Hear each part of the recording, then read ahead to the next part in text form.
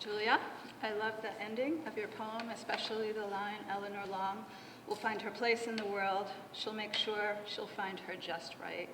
It's a great message about moving forward from high school and continuing to discover the world, discover your place in the world. So I don't know about you guys, but I felt goosebumps at various performances, so thank you for that. And please give it up for all the young women who have read so far tonight.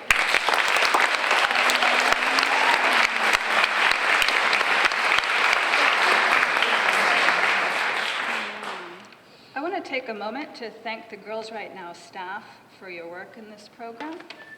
Tonight's bittersweet for me as Romaissaa prepares for her graduation, and we wrap up our formal time together through Girls Right Now. It was impossible for me to imagine when I met her during our first session in September 2014 that we would grow as close as we have, that she would have as much of an impact on me and my writing as I have hopefully had on her. Like so many others in this room, we are bonded well beyond the Girls Right Now program.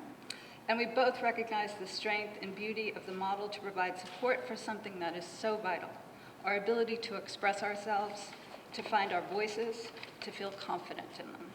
The impact of this goes well beyond our pair writing exercises or even a published column or story.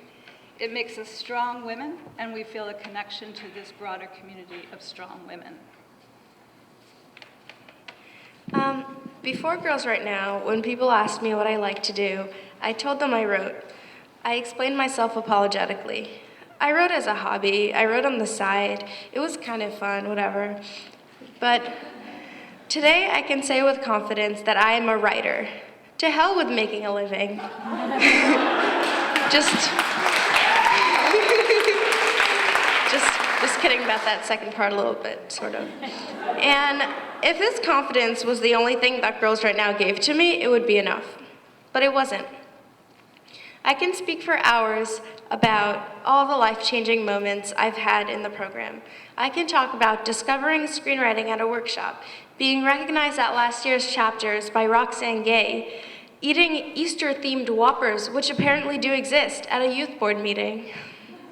But the biggest thing I am grateful for is my mentor, Robin Willig.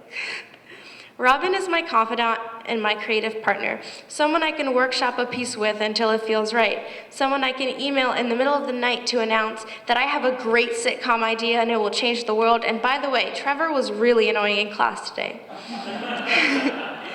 It is the incredible personal bond between mentors and mentees that is at the heart of this program and that is on full display tonight. I am now proud to read a very abridged version of a column I wrote for McSweeney's.com that Robin and I worked on together. Okay. So the title is On Being Way Too Hot. Once the temperature wavers half a degree or so above the freezing point, I know that it is coming. Cue the dreaded question that tops my hijabi fact list. Aren't you hot in that? So, when blonde Sophia corners me after sixth period during a particularly hot spell last week, her query isn't entirely unexpected. It's practically the soundtrack of my summer life, after all. But what gets me every time, with blonde Sophia, with a stranger in the public restroom, and the countless others who will come forward between now and September, is the question's incredible nuance. On the surface, it has nothing to do with religion, politics, or terrorism. The premise appears almost believable. People are genuinely invested in my physical comfort. I get it. Other bonuses. The question is clear and succinct. It is easily workable into any conversation. It can be phrased in a variety of distinct and creatively stimulating ways. Oh my God, isn't your clothing, read religion, suffocating you? Are you really wearing like 5 layers, read, of patriarchal oppression right now? You should take it off for a little while until it gets cooler. It's totally okay. Read, I know what's best for you, both wardrobe-wise and life-wise, just like in Mean Girls. However, I'm not familiar with the concept of irony. Even the more classic version can be dressed up with a limitless array of offensive tonalities. Aren't you hot in that? Are you not hot in that? How are you not hot in that? The way I see it is this. It's 93 degrees out. You and I both know that I am hot in that. What's the real question here, Blonde Sophia? Look, I've got nothing against your bare and generally flawless legs. Sometimes I also want to come to school wearing a tiny floral sundress or a cute 90s style crop top. To feel the wind fully, rushing at the backs of my calves and behind my ears. To be you, one of the long-haired, bare-legged beauties that the boys in our class live for, give their varsity jackets to, and kiss in the stairwells. So forgive me for being defensive, Sophia. It's easy to say that wearing the headscarf is hard because of all the doors I must witness closing in front of me. The doors that I cannot even name or imagine, and doors that I can, like the American presidency. It's easy to say that wearing the headscarf is hard because of your questions and your ignorance, because of Islamophobia and society at large, not to mention the system is broken. I've been listening to a lot of slam poetry lately. How am I supposed to answer you when you ask me if I'm hot in that, and when you're really asking me why I wear the headscarf, and who I am really, and where I come from?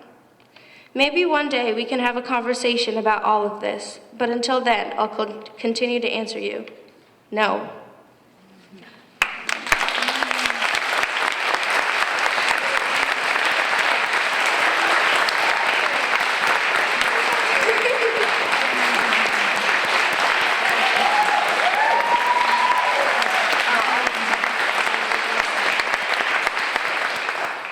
She's pretty great.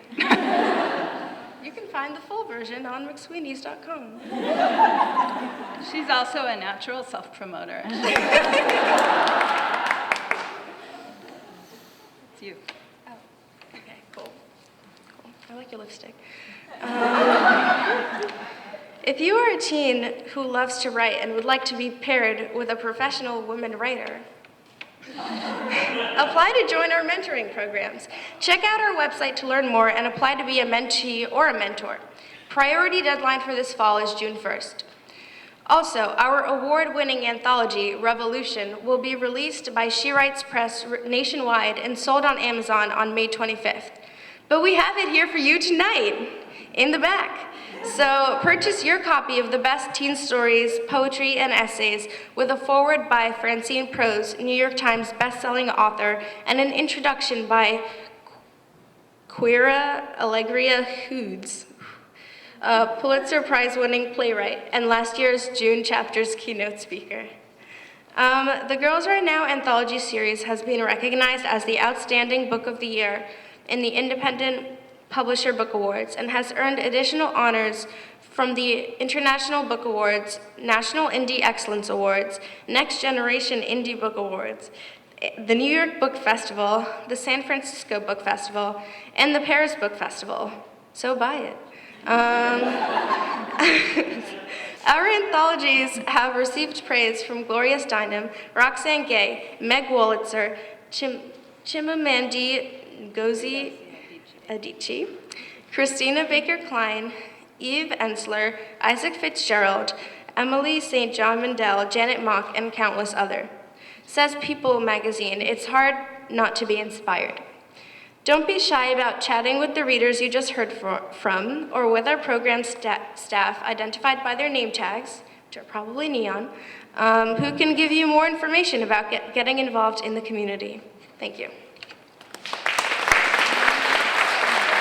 Up next, we have the second half of our reading.